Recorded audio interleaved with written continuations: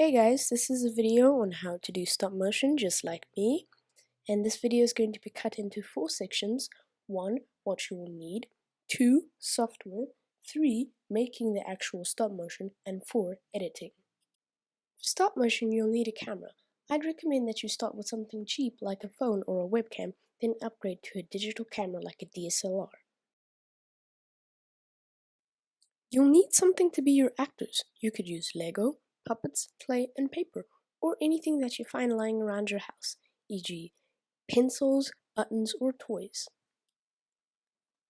Software. There are many software out there, but here are a few examples. For iOS, you could use Stop Motion Studio and iMotion.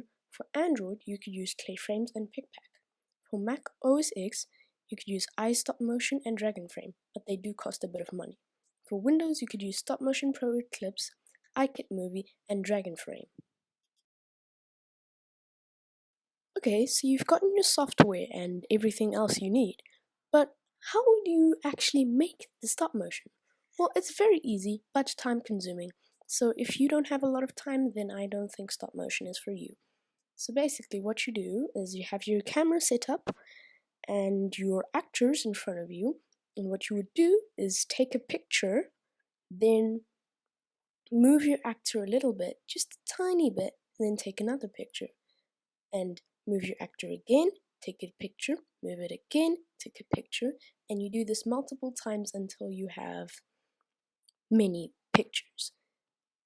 So there's this thing in every software called FPS, and that means frames per second.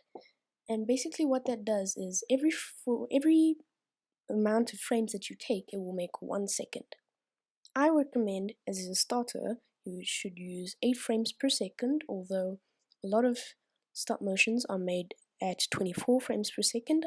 I do 10 to 15 frames per second depending on how many pictures I've taken. Thank you guys for watching. I hope this helped. I will be doing a video on how to edit your stop motion, and subscribe for more tutorials.